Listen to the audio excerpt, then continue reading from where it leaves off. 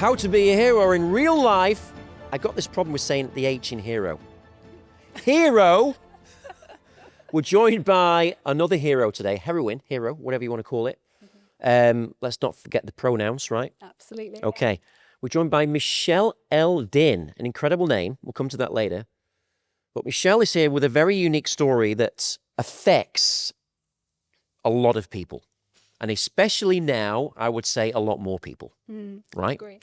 So, Michelle, how did we meet? What's the context here? Wow, yeah, absolutely. So I think it was probably, let's say 2 years ago, our mutual friend, Anna Davidson. I think she was doing a live with you. And I literally turned onto Facebook completely unexpectedly and saw yourself. And I was like, oh, that sounds intriguing. And I always believe the universe puts us in a right place at the right time. And it just went from there, really. I was like, I want to tell my story. I resonated with you as an individual. I think you spoke about your values, why you were doing the Start Over movement. Yeah. And I was just like, I want to be involved with this. And the rest is history. I remember now, Anna Davidson is a great friend, Yeah, she's lovely. a really lovely, lovely person. So that's an interesting thing that happened. So there goes another message. Do a lot more collaborations and things, amazing things happen, don't they? Absolutely, they do. Yeah. So, Michelle, why are you here? What's your story? Yeah, so my story is based around the family courts. I know we've spoke back and forth lots and lots of Yes. times about it, but it's really to be a voice of protective parents, to basically fight for justice, in essence. You know, there's a lot that goes on behind those closed doors. So many people don't know about, and for me it's so important that we start being transparent, open and honest with the practices within those, you know, both the family court but also the professionals linked to the family court system, and just really ensure that justice is served for everyone as it should be and as you'd expect from a justice system. Why wasn't justice served with you? What was going on here? Yeah, really to cut, I guess, what is a very long story short. I mean, I was in court proceedings for about 2 years in total. So those proceedings for me weren't what I expected at all. And that's putting it very, very mildly. I went into court proceedings actually really confident, you know, nervous because it was different, you know, not used to being in the court arena, but actually really confident in terms of this is the evidence and this is the truth. And, you know, the other party's evidence was null and void, shall we say. So I went into it very, very confidently. As proceedings kind of, you know, went along, just feeling completely dumbfounded, I suppose, shocked, but also a real sense of injustice because there was a lot of biased reporting, a lot of fictitious reporting, and just general corruption, to put it very bluntly, within the whole system and not just within that court arena. So you're saying that this legal system in England, which is supposed to be the best in the world, failed you as a mother? Oh, absolutely. Absolutely. Yeah, no doubt about it. I mean, you know, from, as I said, going in very confidently to this is my evidence, not being able to present any of that evidence quite literally at all, but yet other professionals and the other party were allowed to make up things quite literally that there was no evidence for. Now, So can I venture into where this all came from? What are we talking about here? yeah. What is the context of your... Yeah, so basically, I went through what would be probably about 2 year, quite grueling divorce battle. Okay. Came out at the end of that, went on holiday. I was like, yay, I'm free. We've got this peaceful life again. You know, happiness is resumed, shall we say. Came back from that holiday to literally a wad of, well, brown envelope in essence, wad of paperwork, and was like, what? So you were sued. It was family court proceedings, Right. they call it, Marco. So in essence, you know, in terms of the allegations that were made against me by my ex-partner, that obviously now is, in terms of contact. And that contact was alleged to be null and void from my part, but that wasn't the case at all without going into too much detail.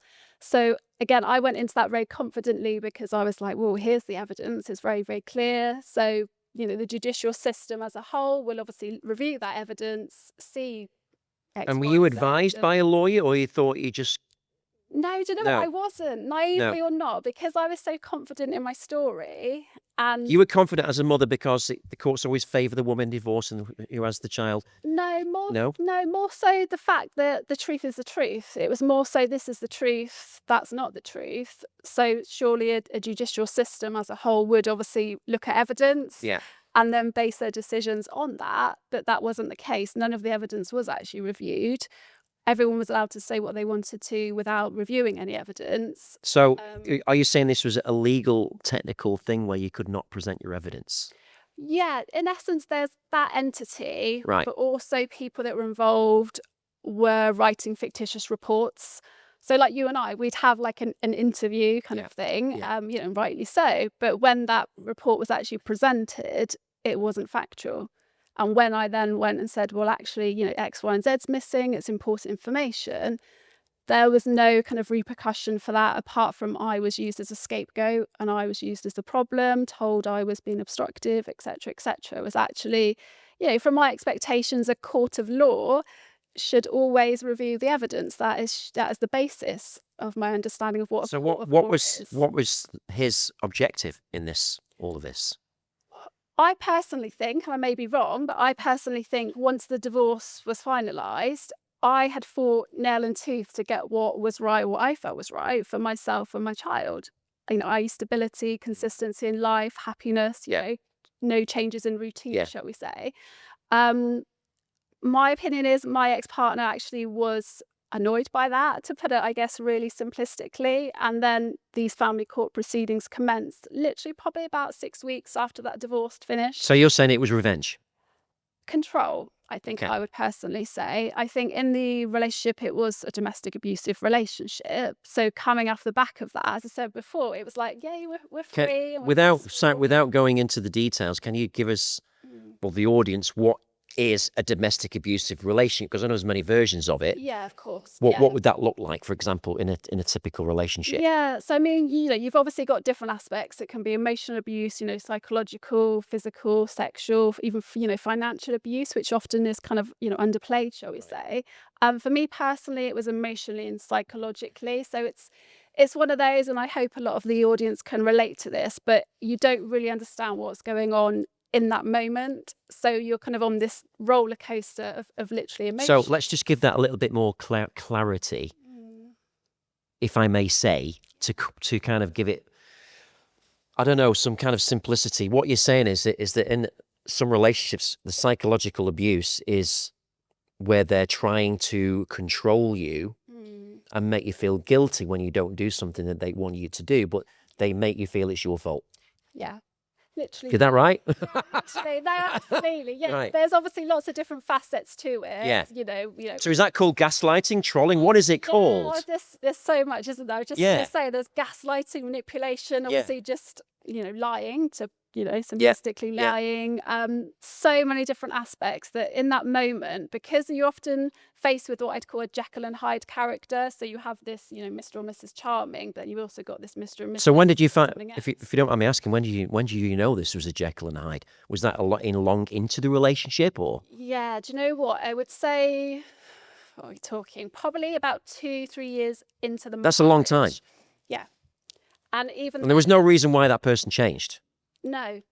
And do you know what? It was more a case of repeated disrespectful behaviour rather than me actually having a light bulb moment. I think it was more because of the repetition of that behaviour. I was like, right, there's something. So it was the frog in the cold water and doesn't know it's been. Yeah, I think so. It's going to kill itself, right? Yeah.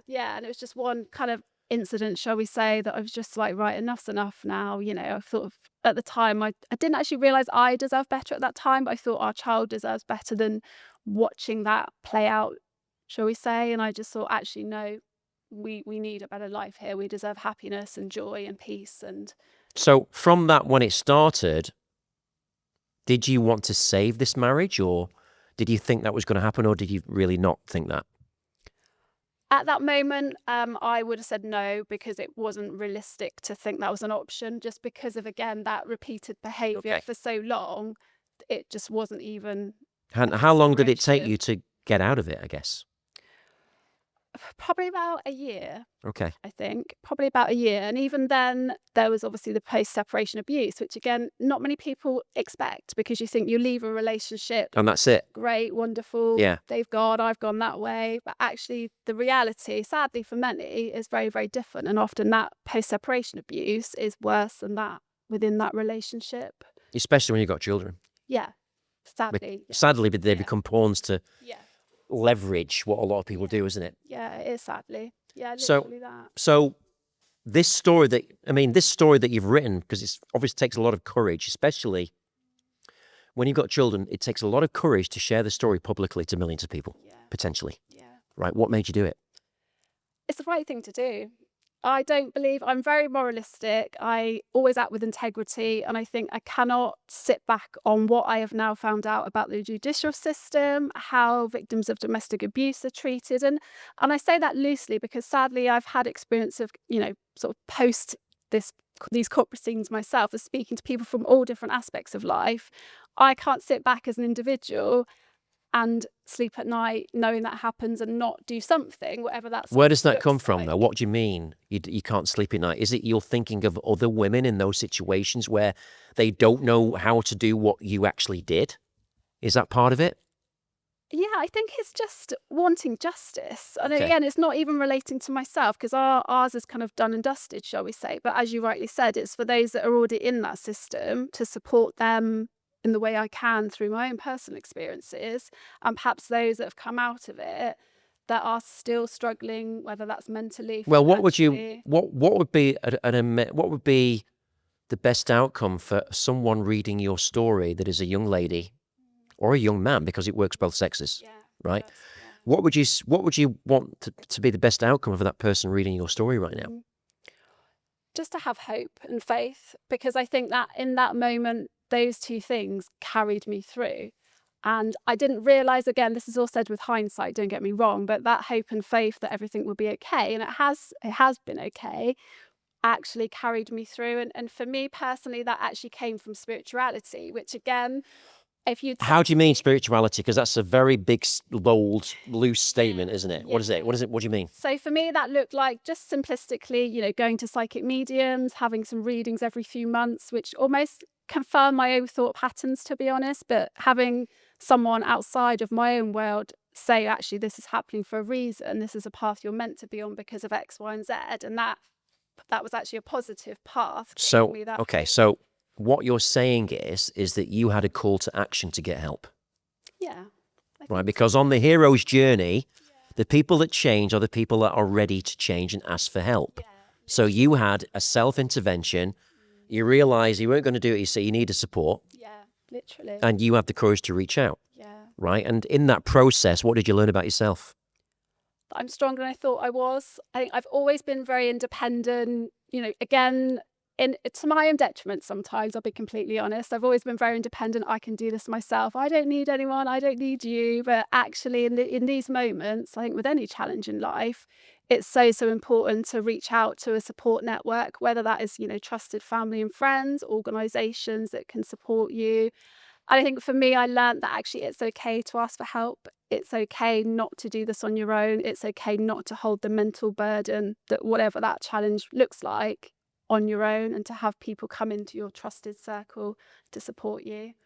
Now, you're on the other side of this. Mm. Mm.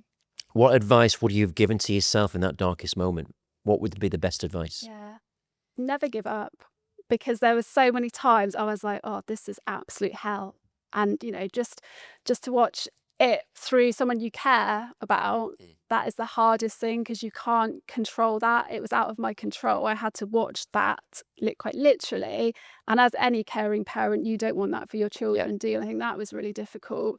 I think that never give up sort of mindset is so, so important, because I never knew it took single moments of kind of, miracles, quite literally, to change our situation.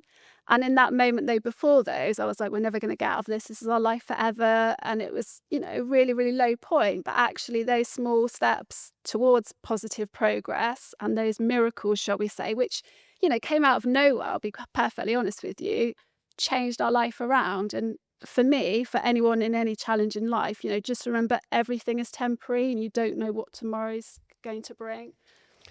Wow. And did you ever think you'd be telling this story when you're in that low moment and those times on a podcast with me? No way. Literally, no bloody way. No, literally. I just can't.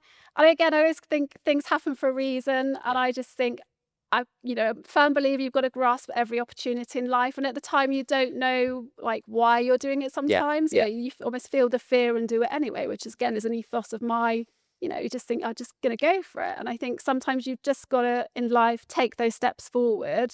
Small steps it can be, or sometimes needs to be, but grasp those opportunities and just go for it. Fantastic. Now, who is Michelle today? Yeah.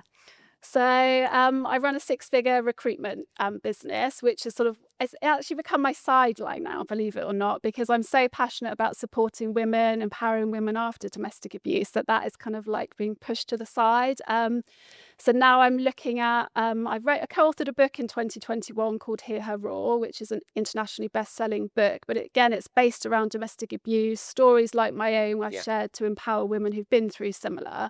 And then I've also set up an online community called A New You, which again is the same ethos of empowering women and helping them regain their identity. And that's the route I feel really passionate about going down. But again, if you'd asked me 2 years ago, I would not have even kind of thought about that. But it's the path I feel I've been led down for a reason. It's a beautiful story. So how can people reach you? Yeah. So I'm on Instagram. My first name, surname, Michelle Eldin, which is Eldin. Absolutely. Right. Also on Facebook, we have the Facebook community, which is just literally A New You, and that is also the same on Instagram. My book is obviously available on Amazon, Hear Her Roar. And yeah, I'm LinkedIn. I'm pretty much everywhere. Cool. Actually, yeah. Cool. So, Well, thank you so much for thank you. sharing that very harrowing, very sensitive story. But I'm glad you did, because a lot of people would be watching this and hearing it and going, you know what, there is hope. Yeah. I can reach out to Michelle. There is something I can do about it. Yeah. Right? I hope so. Because a lot of people don't see the other side in that moment, do they? No, not. Especially in domestic abuse, because I've been in that. And it's like, how do I get out of this, right? Yeah. So thank you so much, Michelle. Thank you. Woo!